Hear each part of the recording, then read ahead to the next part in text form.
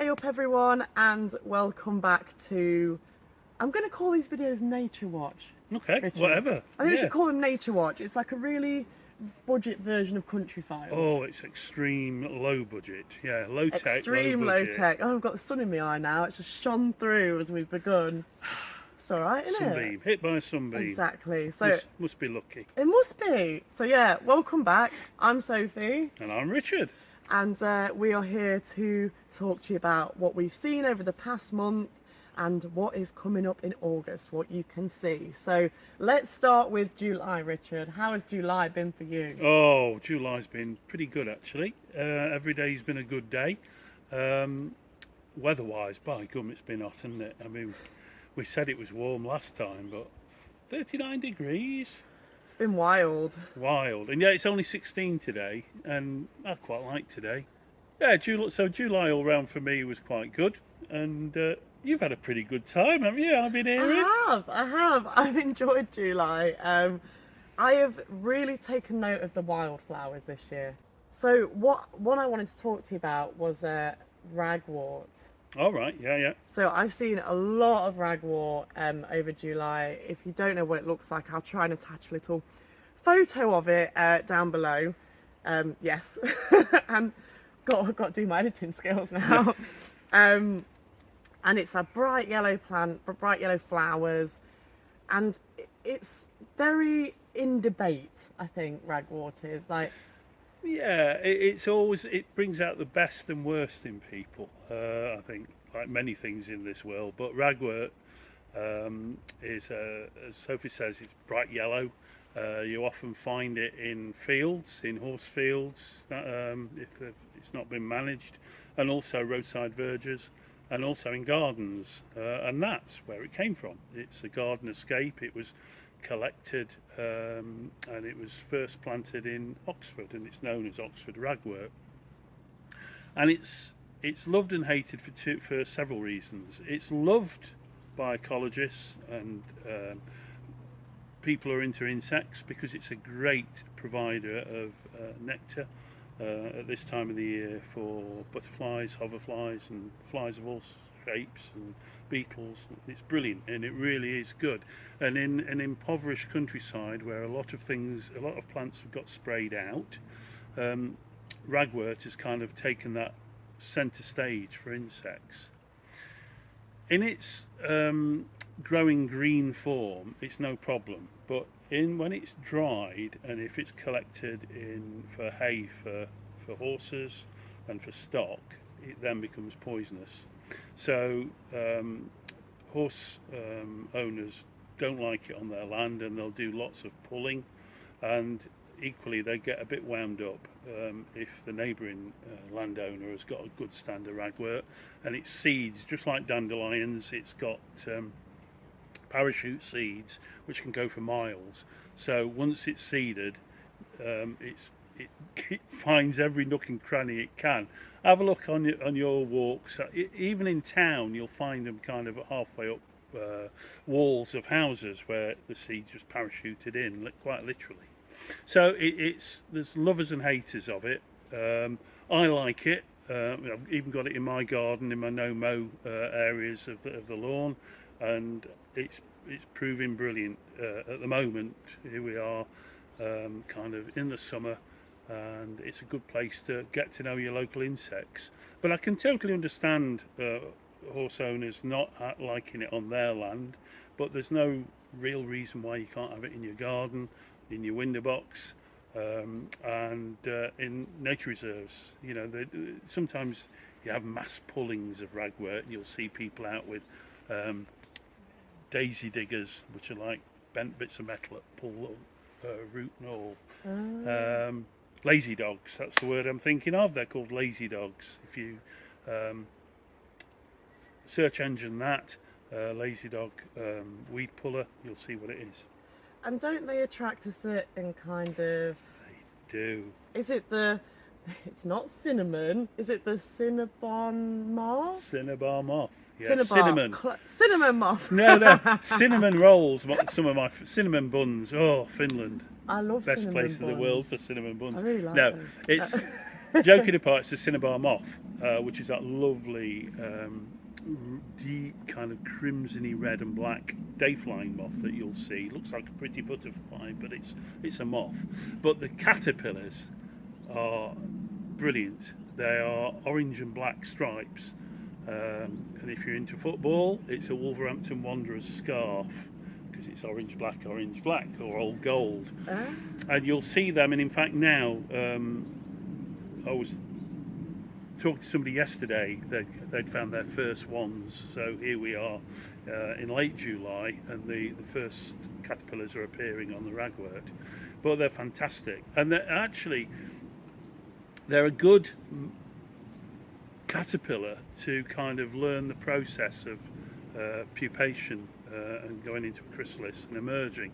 It's a great thing for kids to have in a big glass jar, not necessarily a small jar, but just even a cardboard box. And if you keep ragwort in there and let the caterpillars feed on the leaves and stuff, they'll eventually pupate, and then you can watch them later emerge as a moth.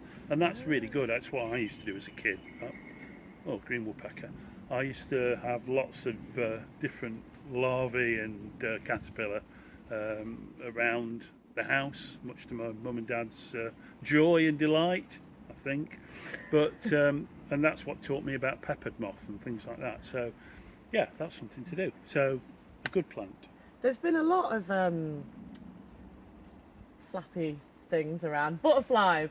Butterflies. I've seen a lot of butterflies at this time of the It's year. been brilliant, isn't it? I've seen I'm trying to remember what it is. I've seen a hawk moth or Yeah. a humming. A hummingbird hawk moth. I've seen a hummingbird hawk moth, and I've seen a butterfly that's like it's orange and black again, like the Wolverhampton vibes. Scarf, yeah. But it's very pointed and looks like a bit like a leaf, like a dead leaf. I don't know how to. Right. Well, you've described it fairly well. Have I? And on the underside, it's a silver little mark, which Yes, yes. looks like a comma. Oh, it's What's it called, Sophie? the comma butterfly. Yes, that was it. That was it.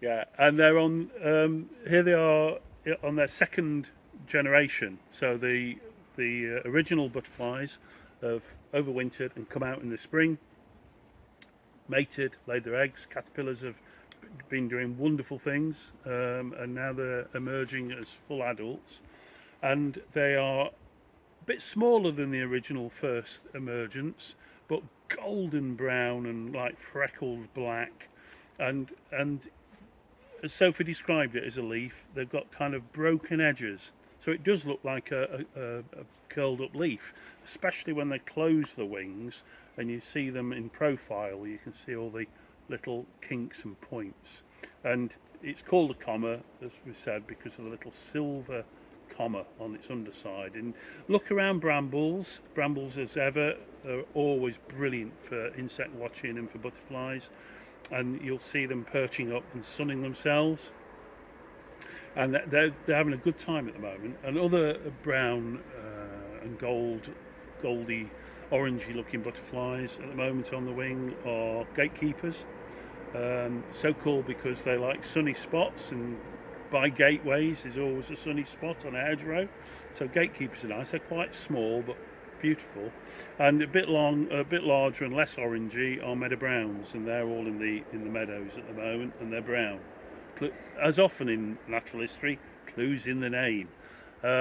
So that's really good. And also we've got red admirals to look out for, the red, black and white ones. And a trick, if you've got a garden or if you've just got a small space, you can put out a fruit table. Even an apple core, if you finished your apple core, half a plum, bit of banana, just put it out on a tray, and you'll get butterflies like peacock, red admiral, painted lady coming for the sugars in the fruits. So that's something you can do at home, and it helps them kind of sustain life, and it's a bit fun. I've even got one friend who, when his buddleia flowers, because buddleia is a brilliant plant for butterflies, when his buddleia flowers have gone, he sticks bananas on the end of the buddleia sticks, so that the butterflies will carry on feeding there. His neighbours thought he was mad the first year he did that, but it worked. It's all good fun. What else is about? Skippers. They're the ones that look like little swept wing fighters, little brown ones, and you'll see them as well. So again, you don't need a book. You can look up online, and also I think there are ID apps for that as well. So it's something to explore. Yes, yes, yes. And if you do have any questions about ID and anything, you can just leave us a comment or a picture, and Richard will take a look at it. I say I will, but I'll probably do it. I'll probably give you a wrong Well, answer. if I can't ID it, I can phone a friend or three. But that's the joy of having a mobile phone in your pocket. You've always got a camera. It's connected. It's connected. So you Exactly. can just photograph and, do that. Also, there's things like search engine lens, which is good for identifying your photos as well. Not every camera has that, but there are similar systems. Yes. So we've talked about what's around at the moment. We've talked about what we've seen. August. What is happening? Are we going to talk about other invasive plants? Yes. Yes, we are. Are we? Very nicely segued. At the moment, we are knee deep and neck deep in an invasive plant which was brought back by Victorian explorers in the late 1800s, and it's called Himalayan balsam. and a Derbyshire name for it, being as we are in Derbyshire, Oh, there's a is Derbyshire. Bobby's helmet, Bobby's helmet. because it looks like the old Bobby's big hat. No way. Yeah. I did not Bobby's know that. helmet. And another name for it is Touch Me Not, because after it's flowered, the seeds come out in little packages, and if you touch them when they're ripe, they explode. So they disperse their seed by an explosive measure. Wow. So touch me not. I don't like Himalayan balsam. I even managed a reserve many moons ago where a member of the public came in and was very pleased that he'd planted a Himalayan balsam in my wetland area, and I had to contain my disappointment and asked him to go and dig them up. Why? Well, they are an incredibly successful plant, and they grow very tall, and because of their seed dispersal can soon take over areas. In fact, we've got some behind us. You can see the pink flower. In fact, let me just get here we are. These are quite pale pink, these. And we talked about Bobby's helmet. There you go, there's a Bobby's helmet.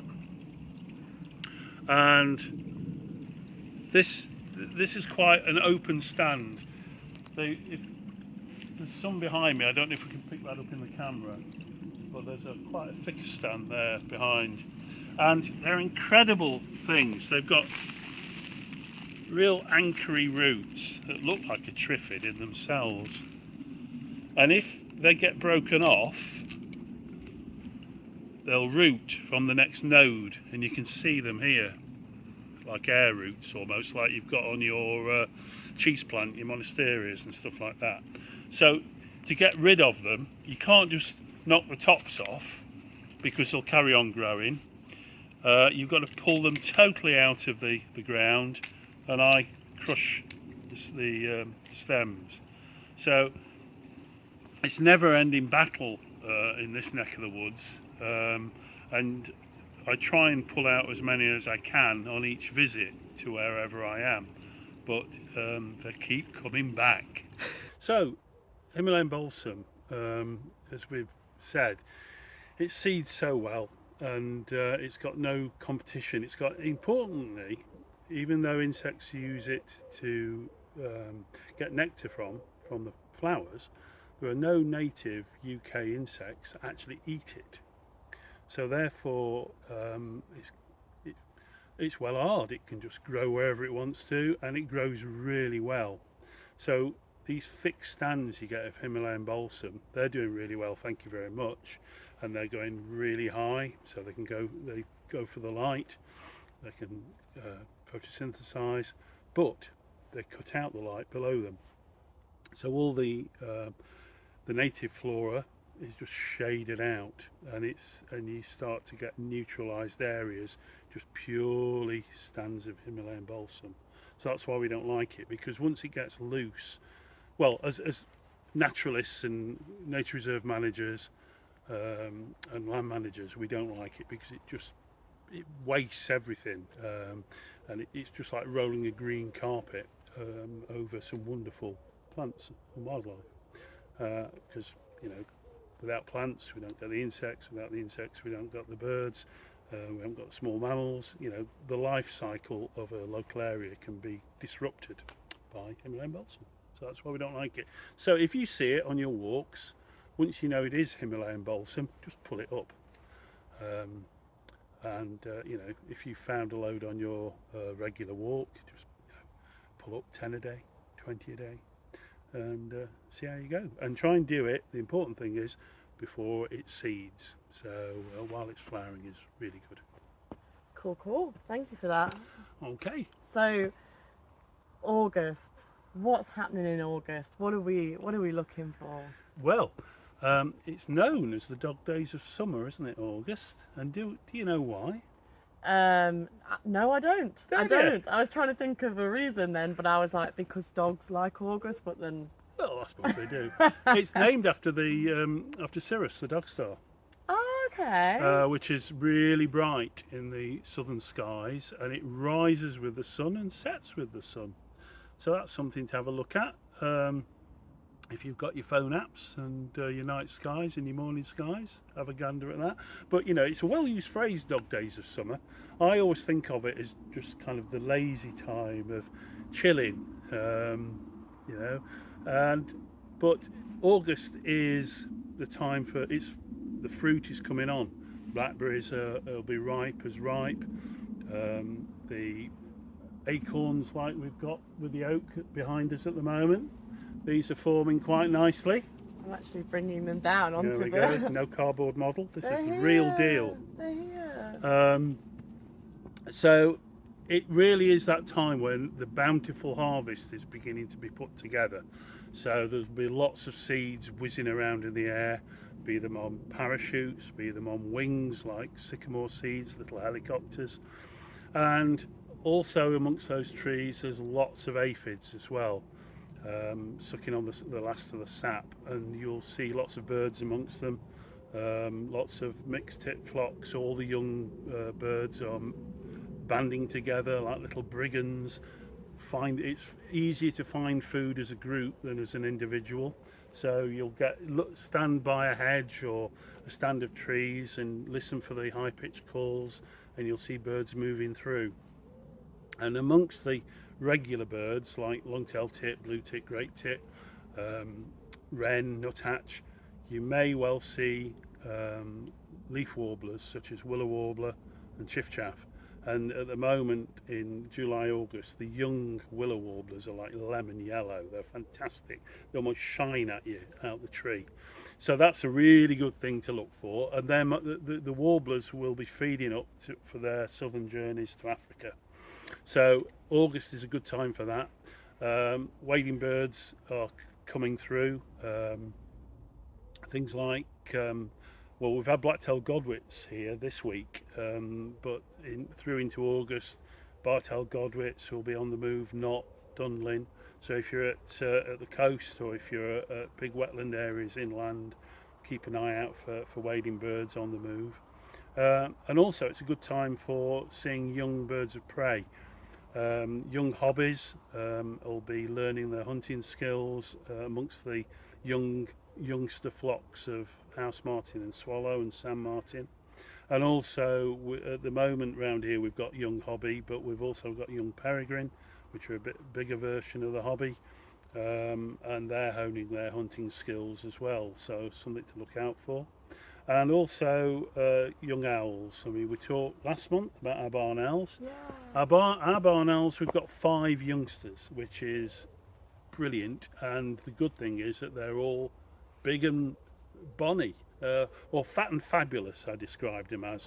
Because normally in any group of birds you'll get a runt, and there's always a small one which sometimes gets eaten by its siblings, but these are right bruisers, and they're just literally branching out.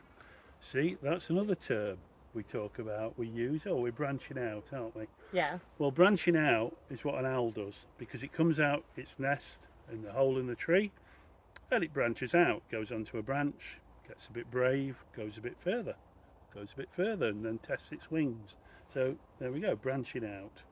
Oh, You it's see? all coming together. It's See? all coming Shows you how together. things come. August, dragonfly season is still full on. Lots of migrant hawkers to look out for. Lots of common darters, and you'll find them resting up on fence posts and fence wires. So that's really good. And it's just a great time to be out and about. This summer, things have kind of gone over very quickly. The crops are, I think, some crops in some parts of the country are almost 6 weeks ahead. That farmers are having to harvest, but 6 weeks early, and the stuff's not as good. I think they've been having trouble with beans and things like that. And you'll notice the effects of drought this summer, with trees going into their autumn approach, which we call sequescence, where they go into autumn colours a lot earlier. A lot of the shallower rooted trees like willow, silver birch, rowan, and the rowan berries will be bright and red. And I've already had blackbirds fueling up on them. We talk about it's going to be a hard winter if there's going to be lots of berries in the trees, but that's not necessarily true, because we've had a really good spring, so the flowers have not been frosted, so they've been able to be fertilised and have lots of berries. But yeah, a bountiful month, and lots to see and do, and lots to just get to know your local patch. Do a regular walk. Go somewhere different, perhaps, and see what's happening. Perhaps some of you will be going on holiday. Some of you will be at the seaside. August for me is you think about rock pooling and stuff like that. A whole new element of countryside that you don't see every day. And rock pooling is always good fun, and it's something you can do from the age of 2 to 102. You can do it. You don't have to be a certain age to do it. Always keep an eye on the youngsters of the group. The 35-year-olds are the worst ones. But explore new habitats and go beyond from your norm. Yes, so you've got your nature call to arms, I guess, for the month, Yeah. and it'll be great. Yeah, so let us know what you're looking at, if you've identified anything, if you've been pulling up Himalayan balsam. Rich will be very happy with you, Yeah. and we'll be back in a month talking about how our August has been and what September holds for us. So yeah, we'll see you real soon. Yeah, hopefully you've liked this. Let us know. Like and hopefully you've subscribed to Sophie's channel. Try my best. It's ace, as they say. And yeah, September will be coming soon enough. So we'll see you then. If you've got any local names for stuff like that, let us know below, because it's always good fun learning about what your local communities call things. We call that an aeroplane. I cemented my bird feeder outside my window, Right. because gonna let this train go Yeah. past. That's really noisy. Well, I hope July, yeah, it was pretty good. So, how's it been for you?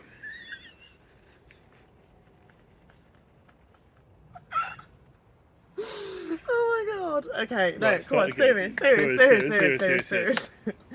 There was a train, it was a whole thing.